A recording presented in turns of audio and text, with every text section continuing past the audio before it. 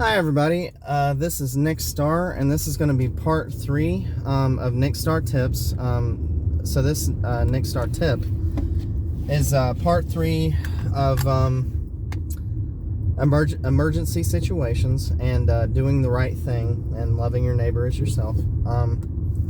So basically last time I was talking about basically I was giving CPR to someone with someone else, and also her husband was a lifeguard, and he jumped in after the guy and brought him to the surface.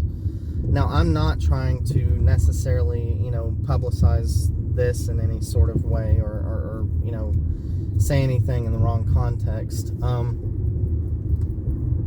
But to bring your attention to, and I was using this as a real life situation that I encountered, and it does stay with me because I did want that man to live. And we did what we could, and sometimes you have to live with things like that, and soldiers, know that pain all too well, that basically, if you're out there and, in the field and you lose a fellow soldier, and whether it can be helped or it couldn't be helped, afterward, that's something that you have to live with and you have to cope with. And I've had people die in my life, but this was very personal. It wasn't someone that I knew personally. I mean, he was a stranger, and I didn't know him or his family. But it stays with me, and but we did the right thing. And I would do it again, I just might do it, a slightly different way or better, or, I'm just saying. But now if it happens again, I just know that, I will handle that emergency situation better than the last time. I'm not saying that we didn't do the right thing. I'm just saying that, you learn from experience also. And real life experience can teach you a lot, because there are emotions, there's thoughts, there's like the spontaneity of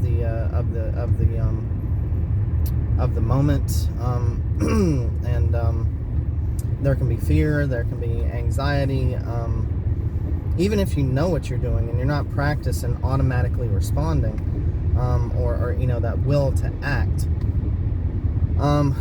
then you might freeze, or you might jumble up. But the important thing is to take a breath, calm down, think clearly, consider your environment, be safe, very first, contact emergency services. And that was one of the first things that I was telling them to do, is basically somebody call 911, get them out here as soon as possible.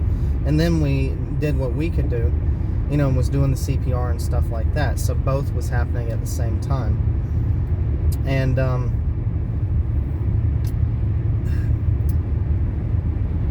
and my point is that basically just know that, that if you can help, then help. But also do things the right way, because you don't want to endanger anybody else's life. You don't want to hurt someone or endanger their life worse than, the emergency situation that they're in. Or if there is a,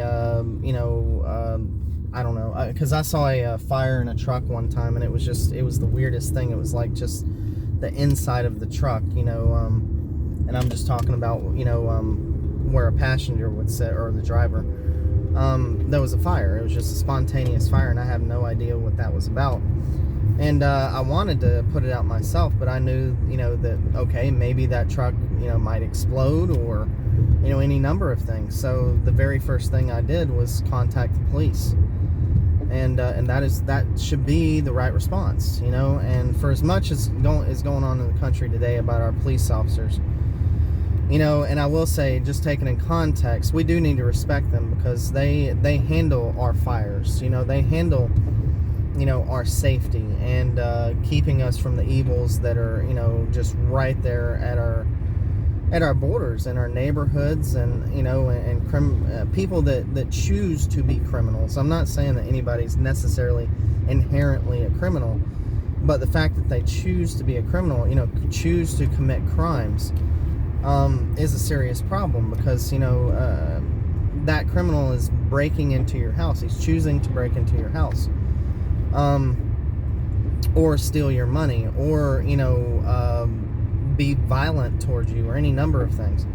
And that's another thing, as I was talking about, like if you see some people bullying someone else, even if it's just bullying, because I've been in situations where basically someone was bullying me, a couple of different people were bullying me, and me, I choose to be passive, especially as a Christian, and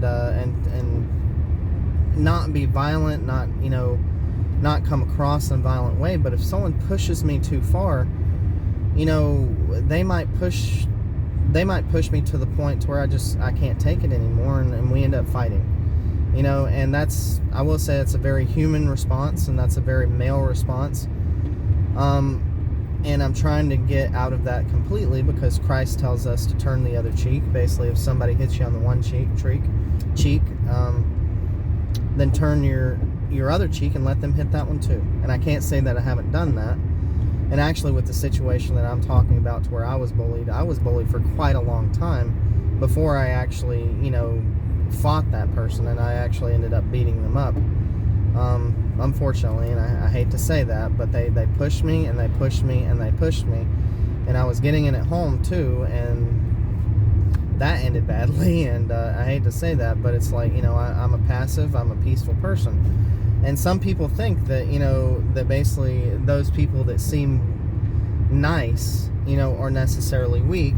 And even if they're not weak, they feel like them being nice is just an excuse to run all over them. Or even if they're weak, it's an excuse to run all over them, or to treat them less than yourselves, or less than yourself, or the fact that you're a father, or you're a manager, or you're a boss, or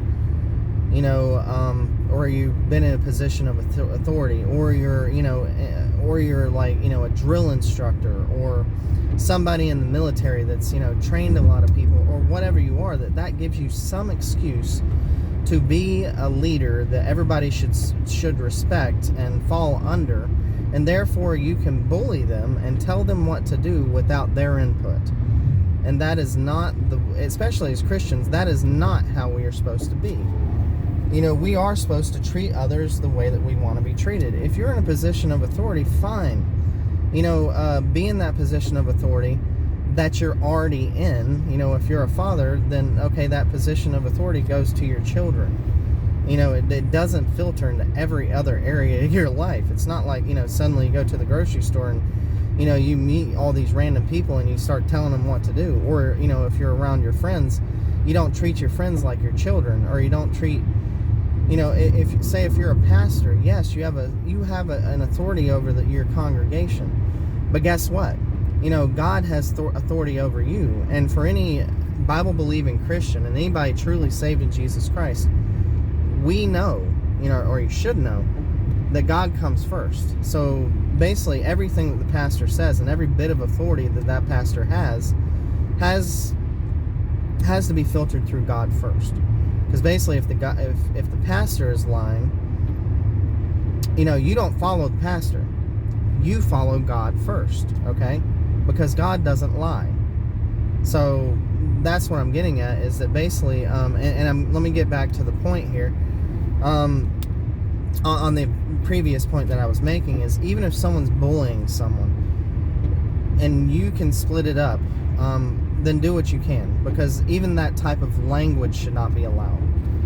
Okay, because language, even just the words can be very destructive and can lead to a fight. Okay, people might just say it's words, sticks and stones may break my bones, but words will never hurt me. It's not true. There are some words that hurt people very deeply, and they can lead to fights. They can lead to all kinds of emotional responses. So watch your words, okay? Because words can actually break bones. Words can actually kill people. Don't that saying, it's not true. Okay, words are one of the most, if not the most dangerous thing out there. So watch your words. And me, I choose to tell the truth. The truth of Jesus Christ, because that's the most powerful words. That's actually, and I told someone this the other day, that is the smartest thing that anybody can say on this planet, is basically if someone who's not saved is the gospel of Jesus Christ, is to tell them that they need to get saved by Jesus Christ. That is by far the smartest thing that anybody can tell a lost person, is get saved by Jesus Christ. But I'm going to end on part 3 here. That basically, if you can do something, do something. But always remember, consider your environment.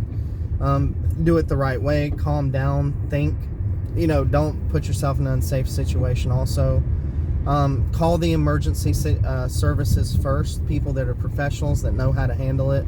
Just do it the right way. And remember, experience will teach you a lot. Because you might not handle it right the first time. But anyway, I just hope y'all